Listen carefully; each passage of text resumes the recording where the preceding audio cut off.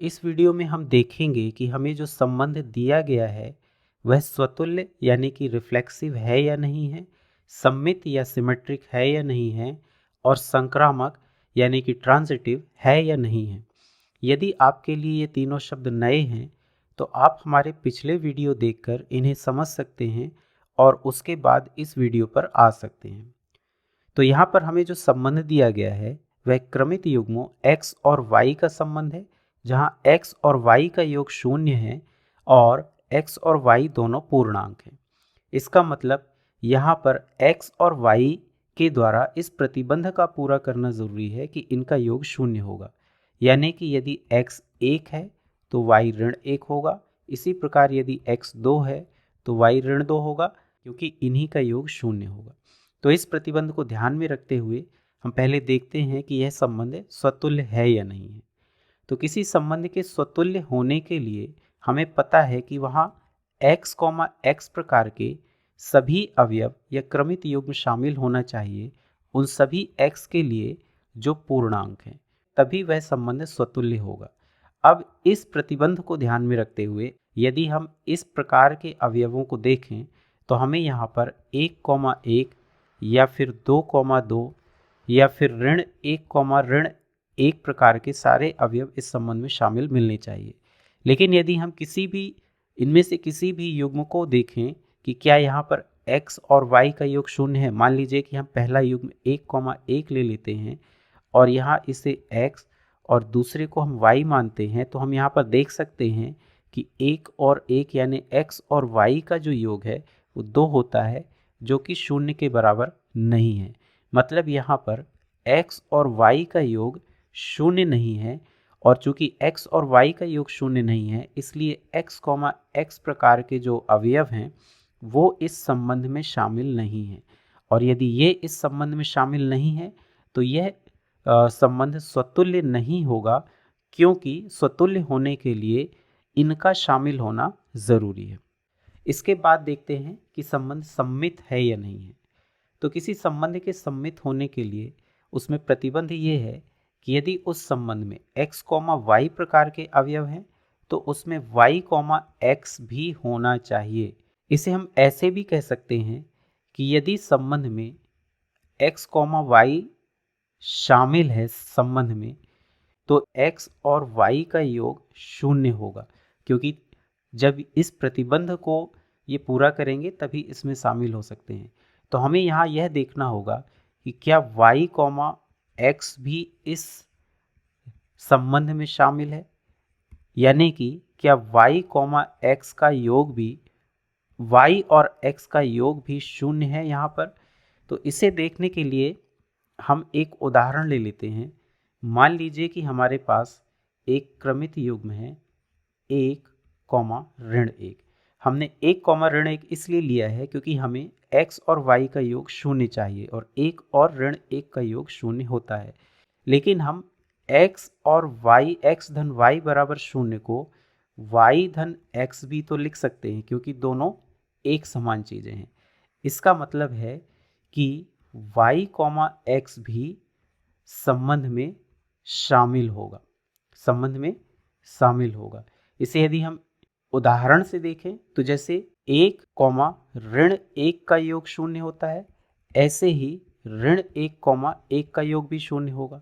एक और उदाहरण देखें यदि तो 2, ऋण 2 का योग हम देखेंगे कि 0 होता है, तो इसे हम ऐसे भी लिख सकते हैं ऋण 2, 2। तो इससे ये पता चलता है कि इस संबंध में y, x भी शामिल है, इसलिए यह संबंध सम्मित होगा। इसके बाद अगला जो है वह संक्रामक। संक्रामक होने के लिए शर्त यह है कि यदि संबंध में x, y है और उसमें y, z भी है, तो ऐसे संबंध में x, z का होना भी ज़रूरी है। तो इसे भी हम समझने का प्रयास करते हैं। हमने देखा कि संक्रामक होने के लिए संबंध में x, y है और y, z है।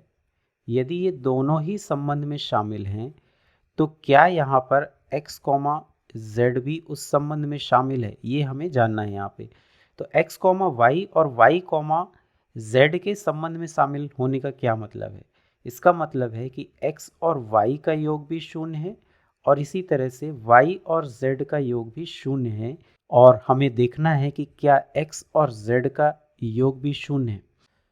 अब यहाँ x और z का योग ज्ञात करने के लिए हम इन दोनों समीकरणों को जोड़ सकते हैं। तो यदि हम इन्हें जोड़ें तो हमें यहाँ पर मिलेगा x धन z धन 2y बराबर शून्य।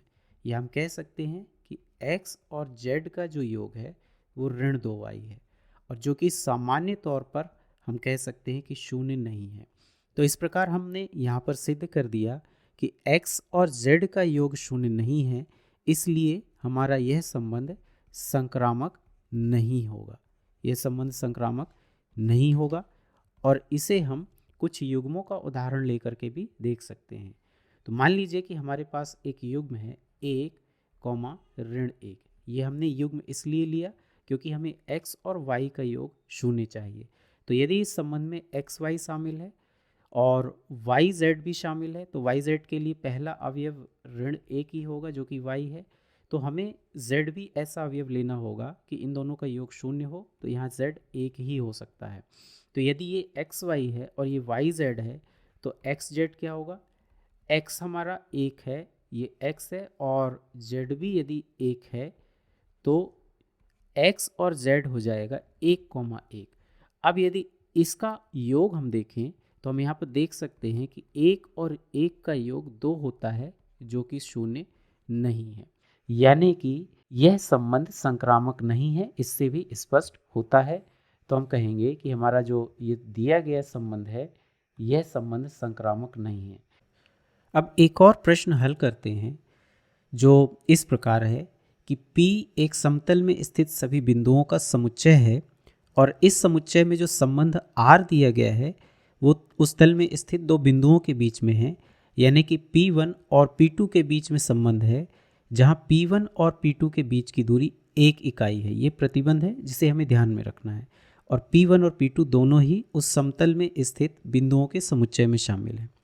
अब इस प्रतिबंध को ध्यान में रखते हुए हम यदि देखें कि ये संबंध स्वतुल्य है या नहीं है, तो स्वतुल्य संबंध होने के लिए हम जानते हैं कि इस संबंध में ऐसे सभी अवयव शामिल होने चाहिए जो P1, P1 प्रकार के हों।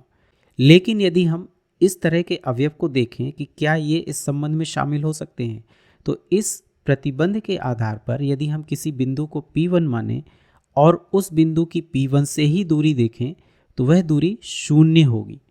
यानी कि इस प्रकार के जो अवयव होंगे वह इस प्रतिबंध को पूरा नहीं करते हैं, इस प्रतिबंध को संतुष्ट नहीं करते हैं। या हम कह सकते हैं कि P1, P1 प्रकार के जो अवयव हैं वह इस संबंध में शामिल नहीं है, इसलिए यह संबंध स्वतुल्य नहीं होगा। अब इसी तरह से यदि संबंध के सम्मित होने की हम बात करें, तो संबंध के सम्मित होने के लिए ये ज़रूरी है कि यदि संबंध में P1, P2 प्रकार के अवयव हैं, तो यहाँ पर P2, P1 प्रकार के अवयव भी शामिल होना चाहिए। तो इसे भी हम जांच लेते हैं कि क्या इस प्रतिबंध को ये अवयव संतुष्ट करते हैं। तो मान लीजिए कि ये बिंदु हमारा P1 है और ये P2 बिंदु है। शर्त जो हमारी दी गई है संबंध के लिए वो ये है कि इनके बीच की दूरी 1 इकाई है। अब यदि बिंदु P1 और P2 के बीच की दूरी 1 इकाई है, तो P2 और P1 के बीच की दूरी भी 1 इकाई ही होगी। यानी कि हम कह सकते हैं कि इस संबंध में यदि P1, P2 शामिल है, इस संबंध में यदि ये शामिल है, तो P2, P1 भी इस संबंध में शामिल होगा। यानी कि ये संबंध सम्मित है। इसके बाद तीसरा जो संबंध है वह है संक्रामक। तो संक्रामक होने के लिए शर्त ये है कि यदि संबंध में P1, P2 शामिल है और P2, P3 शामिल है, तो ऐसे संबंध में P1, P3 भी शामिल होना चाहिए। यदि ये शर्त पूरा करता है तो ये संबंध जो है संक्रामक होगा। अब फिर से हम इसे जांच लेते हैं कि क्या ये जो बिंदु हैं, इस तरह के बिंदु इस प्रतिबंध को पूरा करते हैं कि नहीं। तो मान लीजिए कि हमारा ये P1 बिंदु है और ये P2 बिंदु है और ये P3 बिंदु है।